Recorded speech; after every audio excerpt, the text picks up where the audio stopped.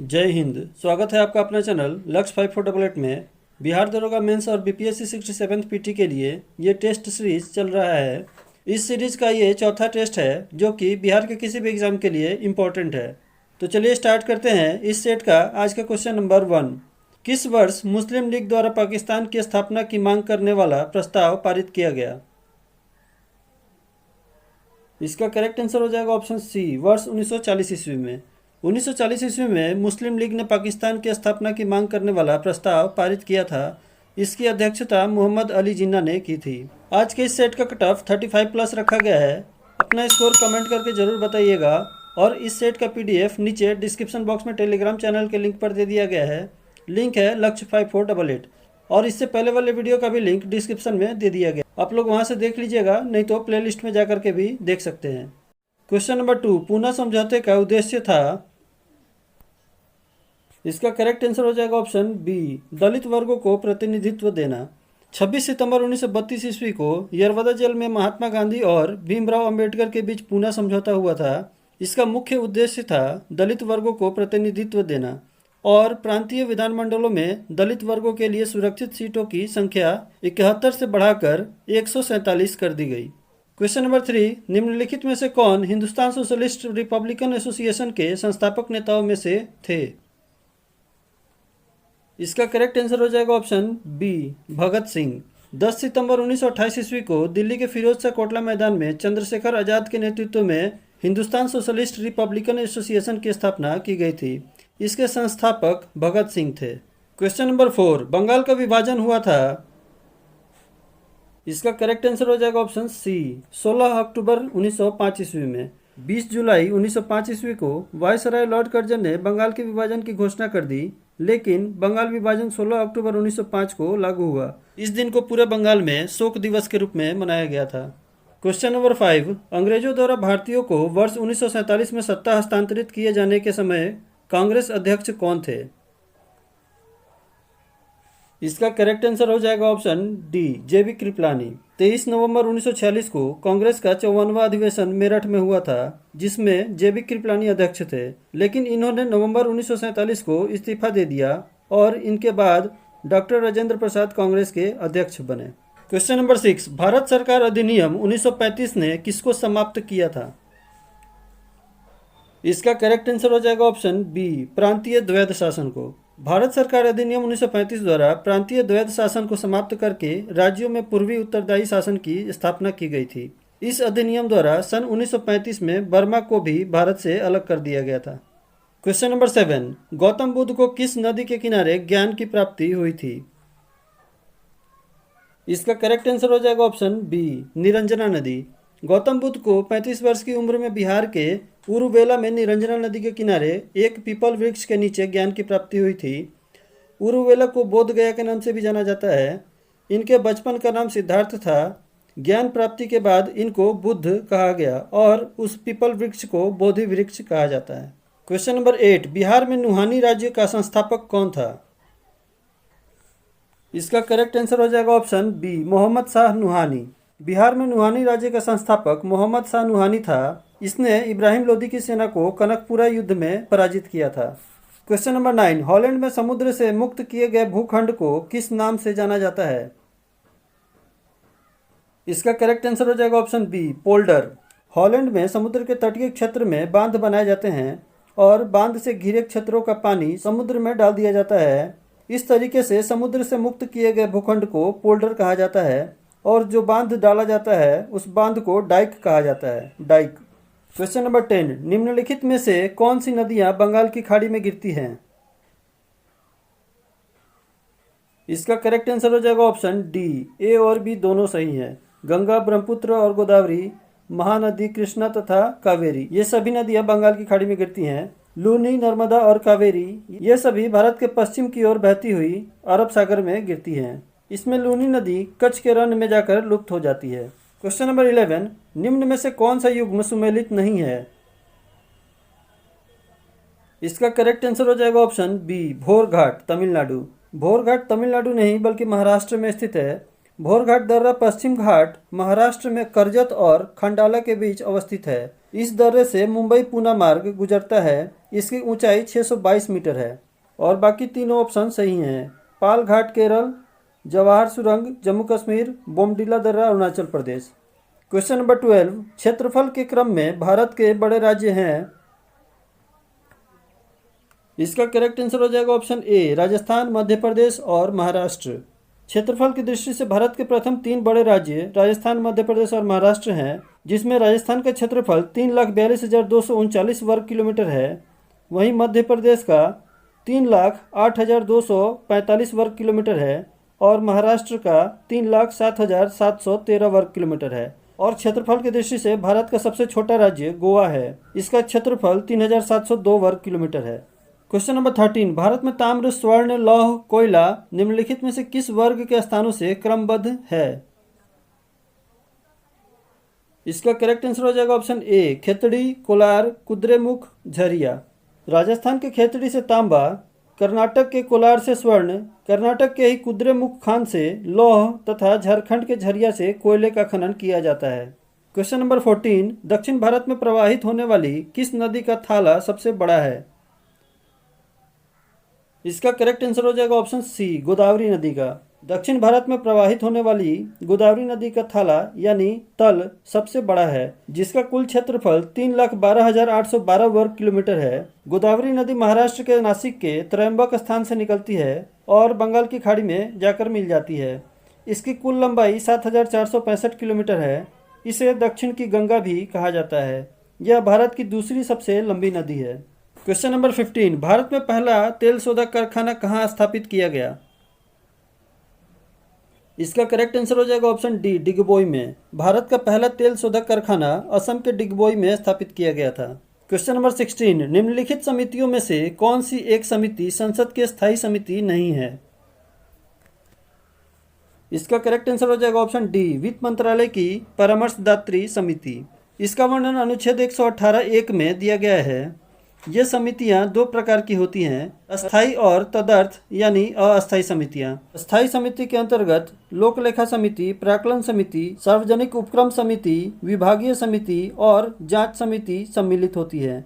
जबकि अस्थायी समिति के अंतर्गत प्रवर समिति, किसी विशिष्ट मामले की जांच समिति और वित्त मंत्रालय की परामर्शदात्री समिति सम्मिलित होती है।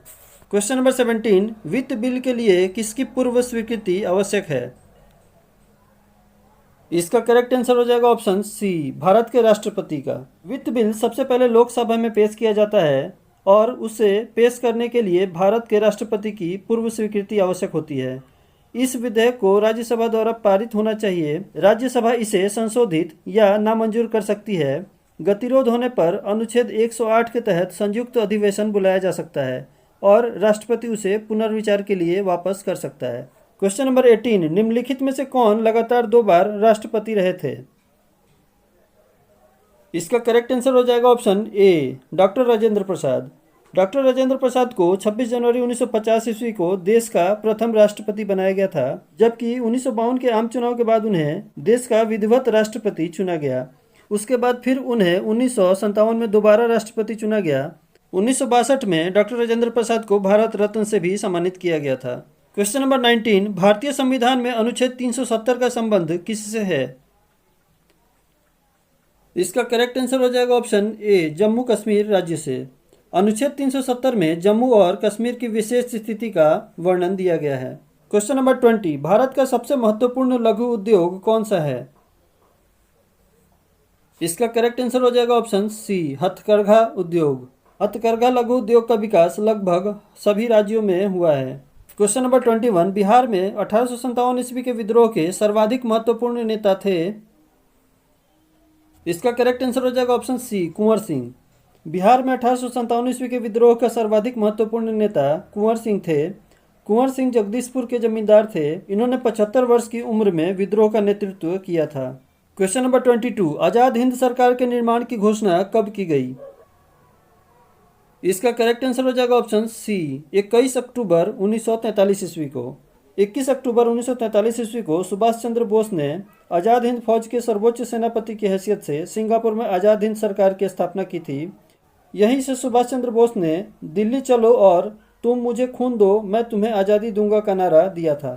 क्वेश्चन नंबर 23, 16 अगस्त 1932 के रेमजे मैकडोनाल्ड के सांप्रदायिक पंचायत के द्वारा पहली बार किसके लिए एक पृथक निर्वाचक समूह बनाया गया? इसका करेक्ट आंसर हो जाएगा ऑप्शन सी, दलित। 16 अगस्त 1932 को ब्रिटिश प्रधानमंत्री रेमजे मैकडोनाल्ड ने सांप्रदायिक निर्णय प्रस्तुत किया था, जिसके तहत दलित वर्ग को अल्पसंख्यक मानकर हिंदुओं से एक पृथक निर्वाचक समूह बनाया गया। इसके अलावा प्रत्येक अल्पसंख्यक समुदाय के लिए विधानमंडलों में कुछ सीटें सुरक्षित कर दी गई। क्वेश्चन नंबर 24, मुगल प्रशासन में मदद ए माश इंगित करता है। इसका करेक्ट आंसर हो जाएगा ऑप्शन बी, विद्वानों को दी जाने वाली राजस्व मुक्त अनुदान भूमि। मुगल प्रशासन में विद्वानों को दी जाने वाली राजस्व मुक्त अनुदत्त भूमि को मदद ए माश कहा जाता था। मदद ए माश की देखभाल सद्र उस शूद्र के अंतर्गत एक विभाग करता था। इस प्रकार के अनुदान पाने वाले व्यक्ति का भूमि पर कोई अधिकार नहीं होता था। क्वेश्चन नंबर 25, सूफी संत मखदूम सरफुद्दीन मनेरी का संबंध किस संप्रदाय से था? इसका करेक्ट आंसर हो जाएगा ऑप्शन डी, फिरदौसी। फिरदौसी संप्रदाय की स्थापना शेख बदरुद्दीन ने की थी। ये सुहरावादी संप्रदाय की एक शाखा है जिसका प्रभाव बिहार और बंगाल क्षेत्र में था। इस संप्रदाय के सबसे प्रसिद्ध संत मखदूम सरफुद्दीन मनेरी थे। मनेरी के बाद फिरदौसी संप्रदाय में शेख हुसैन बल्खी प्रसिद्ध संत हुए थे। क्वेश्चन नंबर 26, दस्तान ए हमजा का चित्रांकन किसके द्वारा किया गया? इसका करेक्ट आंसर हो जाएगा ऑप्शन सी, मीर सैयद अली। मुगल चित्रकला शैली में चित्रित सबसे प्रारंभिक और महत्वपूर्ण मुगलकालीन चित्र संग्रह हमजनामा है, जो दस्ताने अमीर हमजा के नाम से भी जाना जाता है। इस पांडुलिपि में करीब 1200 चित्रों का संग्रह है। हमजनामा को पूरा कराने के लिए मीर सैयद अली को पर्यवेक्षक नियुक्त किया गया था। क्वेश्चन नंबर 27, एक तत्व के समस्थानिक में होते हैं। इसका करेक्ट आंसर हो जाएगा ऑप्शन सी, न्यूट्रॉनों की अलग अलग संख्या। एक ही तत्व के परमाणु जिनमें प्रोटॉन या इलेक्ट्रॉन की संख्या यानी परमाणु संख्या समान लेकिन न्यूट्रॉनों की संख्या यानी द्रव्यमान संख्या अलग अलग होती है, उसे समस्थानिक कहा जाता है। क्वेश्चन नंबर 28, दूध को दही में परिवर्तित करने की प्रक्रिया क्या कहलाती है?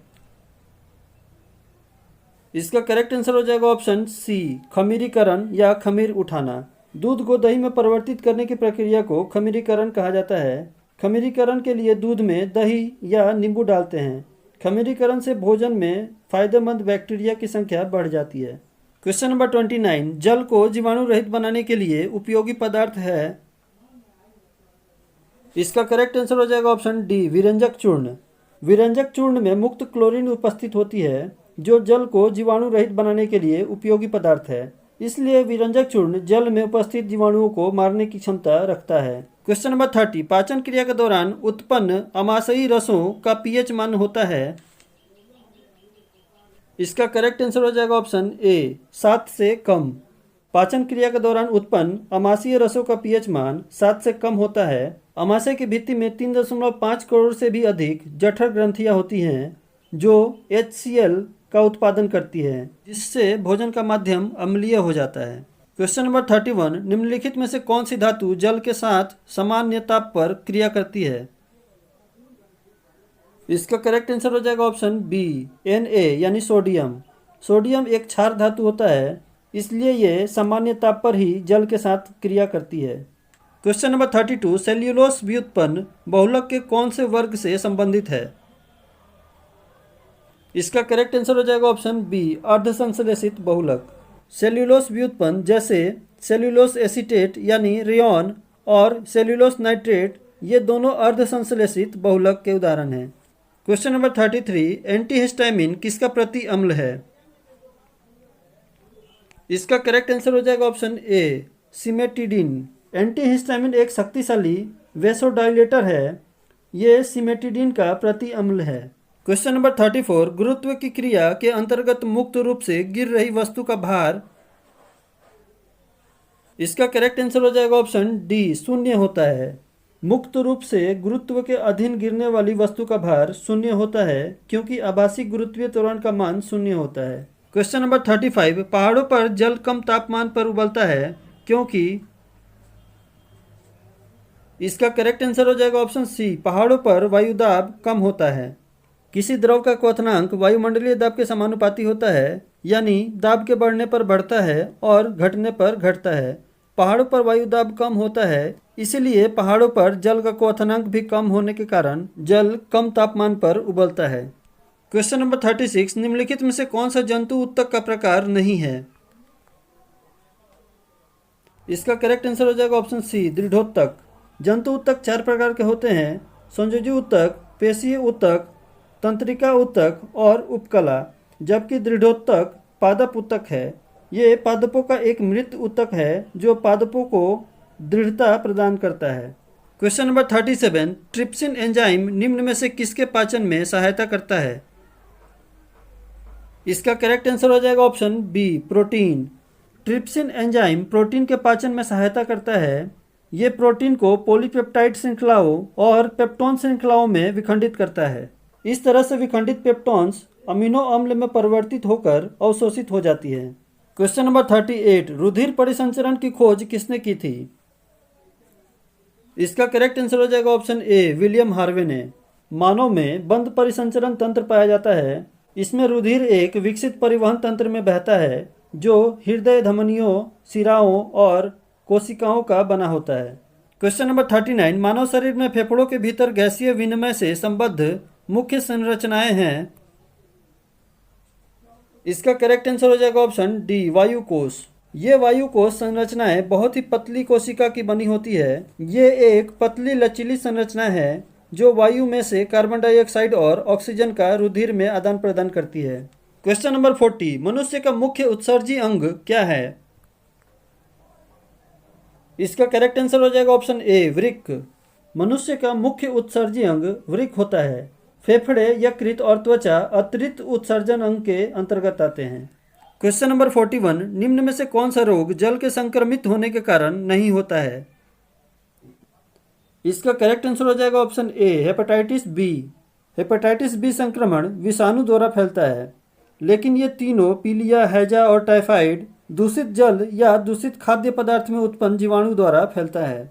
क्वेश्चन नंबर 42, हड़प्पा में एक उन्नत जल प्रबंधन प्रणाली का पता चलता है। इसका करेक्ट आंसर हो जाएगा ऑप्शन ए, धौलावीरा में। हड़प्पा संस्कृति के धौलावीरा नगर की जानकारी 1967 ईस्वी में हुई थी। धौलावीरा गुजरात के कच्छ जिला में लूनी नदी के किनारे स्थित है। क्वेश्चन नंबर 43, चीनी यात्री वैनसांग ने किस विश्वविद्यालय में अध्ययन किया था? इसका करेक्ट आंसर हो जाएगा ऑप्शन डी, नालंदा विश्वविद्यालय में। वैनसांग हर्षवर्धन के शासनकाल में भारत आया था। इसकी यात्रा के बारे में सियुकी नाम के पुस्तक में वर्णन मिलता है। क्वेश्चन नंबर 44, जिनके ग्रंथ में चंद्रगुप्त मौर्य का विशिष्ट रूप से वर्णन हुआ है वह है। इसका करेक्ट आंसर हो जाएगा ऑप्शन सी, विशाखदत्त। विशाखदत्त द्वारा रचित मुद्रा राक्षस में चंद्रगुप्त को वृषल नाम से पुकारा गया है। मौर्य वंश के संस्थापक चंद्रगुप्त मौर्य का जन्म 345 ईसा पूर्व में हुआ था और चंद्रगुप्त मौर्य ने चाणक्य की सहायता से नंद वंश के शासक घनानंद को हराकर मौर्य वंश की स्थापना की थी और मगध के राज्य गद्दी पर बैठा था। क्वेश्चन नंबर 45, तृतीय बौद्ध संगीति कहाँ आयोजित हुई थी? इसका करेक्ट आंसर हो जाएगा ऑप्शन बी, पाटलिपुत्र में। प्राचीन काल में कुल 4 बौद्ध संगीति आयोजित की गई थी, जिसमें पहला बौद्ध संगीति 483 ईसा पूर्व में राजगृह में हुआ था। इसके अध्यक्ष थे महाकश्यप और ये अजातशत्रु के शासनकाल में हुआ था। और द्वितीय बौद्ध संगीति 383 ईसा पूर्व में वैशाली में हुई थी और इसके अध्यक्ष थे सबाकामी और ये काला अशोक के शासनकाल में हुआ था। और तृतीय बौद्ध संगीति 255 ईसा पूर्व में पाटलिपुत्र में हुई थी और इसके अध्यक्ष थे मोगलीपुत्र तिस, ये अशोक के शासनकाल में हुआ था। और चतुर्थ बौद्ध संगीति ईस्वी के प्रथम शताब्दी में हुआ था और ये कुंडलवन में हुआ था और इसके अध्यक्ष थे वसुमित्र या अश्वघोष और ये कनिष्क के शासनकाल में हुआ था। और चतुर्थ बौद्ध संगीति के बाद ही बौद्ध धर्म 2 भागों में बट गया था, हीनयान और महायान। क्वेश्चन नंबर 46, बिहार की पेंटिंग विधा कौन सी है? इसका करेक्ट आंसर हो जाएगा ऑप्शन ए, मधुबनी। बिहार की पेंटिंग विधा मधुबनी पेंटिंग है। क्वेश्चन नंबर 47, रेगुड़ किस मिट्टी का नाम है? इसका करेक्ट आंसर हो जाएगा ऑप्शन बी, काली मिट्टी का। रेगुड़ मिट्टी को काली मिट्टी के नाम से भी जाना जाता है। इस मिट्टी में कपास की खेती सर्वाधिक होती है। भारत में काली मिट्टी मुख्यतः गुजरात, महाराष्ट्र और मध्य प्रदेश के क्षेत्रों में पाई जाती है। क्वेश्चन नंबर 48, निम्न में से कौन सुमेलित नहीं है? इसका करेक्ट आंसर हो जाएगा ऑप्शन बी, नागरहोल राष्ट्रीय पार्क, आंध्र प्रदेश। यह आंध्र प्रदेश नहीं बल्कि कर्नाटक में स्थित है। नागरहोल राष्ट्रीय उद्यान कर्नाटक राज्य में स्थित है। क्वेश्चन नंबर 49, काजीरंगा किसके लिए प्रसिद्ध है? इसका करेक्ट आंसर हो जाएगा ऑप्शन सी, एक श्रृंगी गेंडा। असम में स्थित काजीरंगा राष्ट्रीय उद्यान एक श्रृंगी गेंडा के लिए प्रसिद्ध है। क्वेश्चन नंबर 50, सुंदरलाल बहुगुणा किससे संबंधित हैं? इसका करेक्ट आंसर हो जाएगा ऑप्शन सी, चिपको आंदोलन। सुंदरलाल बहुगुणा चिपको आंदोलन से संबंधित हैं। और इसी के साथ समाप्त होता है आज के 50 क्वेश्चंस का सेट। मिलते हैं अगले सेट में। अगर वीडियो अच्छी लगी हो तो लाइक, सब्सक्राइब और अपने दोस्तों के साथ शेयर जरूर कीजिएगा। वीडियो को अंत तक देखने के लिए धन्यवाद। जय हिंद।